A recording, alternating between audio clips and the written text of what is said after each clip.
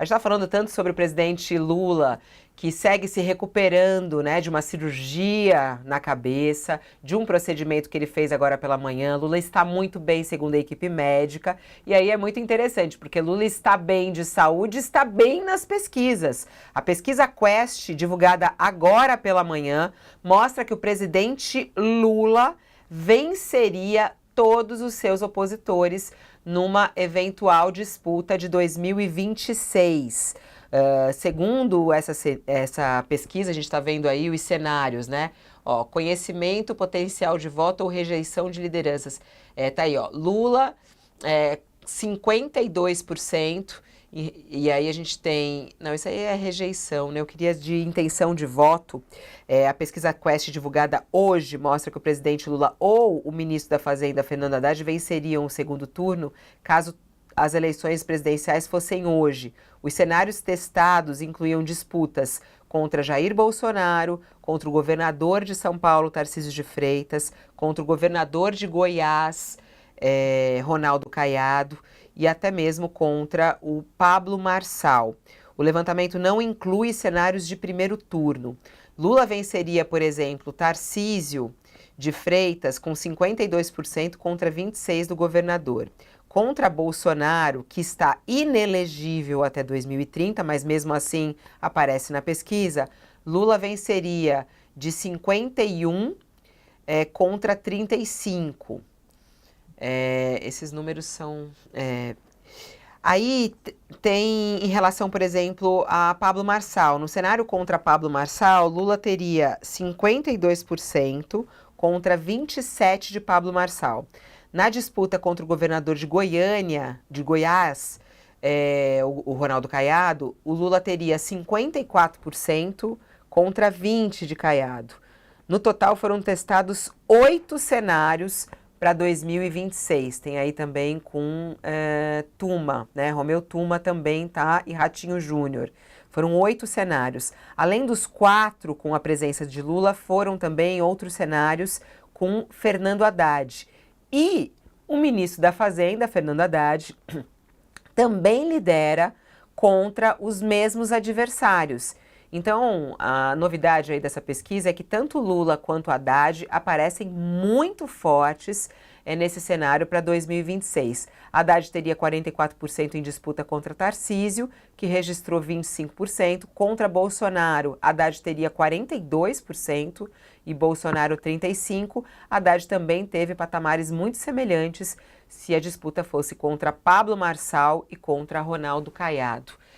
Estamos aqui com o Josias e com o Sakamoto. Daqui a pouquinho chega também o cientista político Felipe Nunes, que é o responsável pela Quest, para nos trazer mais detalhes sobre essa pesquisa. Mas antes, uma análise muito rápida de vocês. O que te chamou a atenção, Josias? A força de Lula e Haddad num cenário de 26. O que explica isso?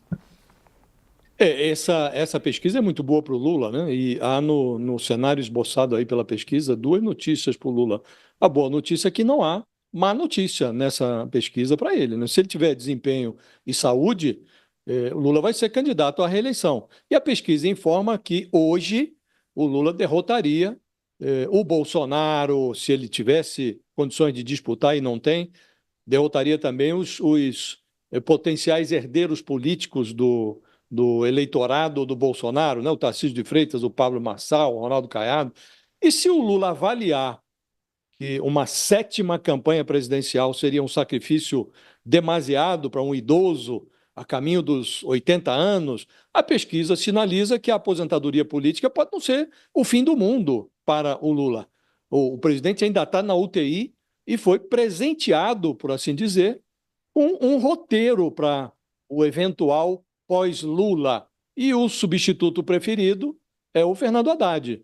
Então, o candidato do PT, o Fernando Haddad, foi candidato do PT à presidência da República em 2018, né, quando o Lula estava preso, e agora ele indica, a pesquisa informa, que ele prevaleceria com margens menores que as do Lula, o seu padrinho, mas prevaleceria também, venceria o Bolsonaro, o Tarcísio, o Pablo Marçal, o Ronaldo Caiado. Então, está bem posto o Haddad na pesquisa.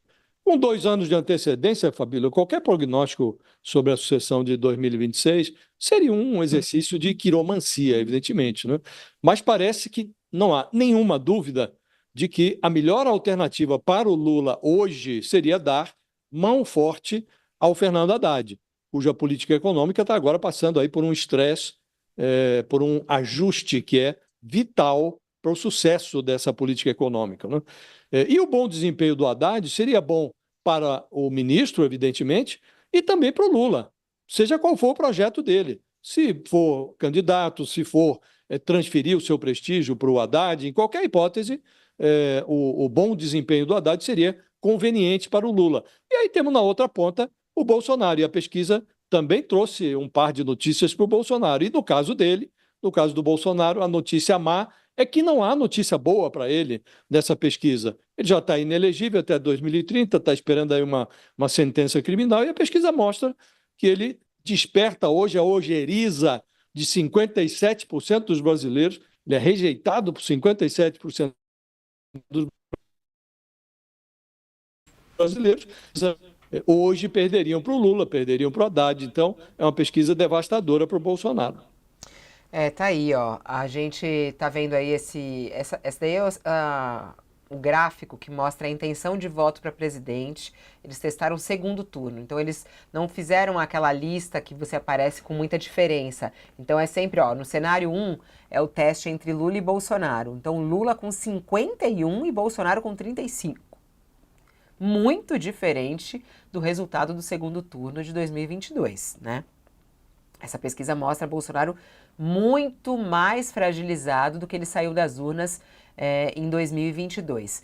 O cenário onde Lula vai melhor ali é em relação ao cenário 4, que seria numa disputa contra Ronaldo Caiado. Lula com 54%, Ronaldo Caiado com 20%. Esse é o cenário 4 que é testado, Lula versus Ronaldo Caiado. A partir do cenário 5, nesse gráfico que a gente vê, são as disputas saindo o Lula e entrando o Haddad. E da mesma maneira, fica sempre Haddad à frente.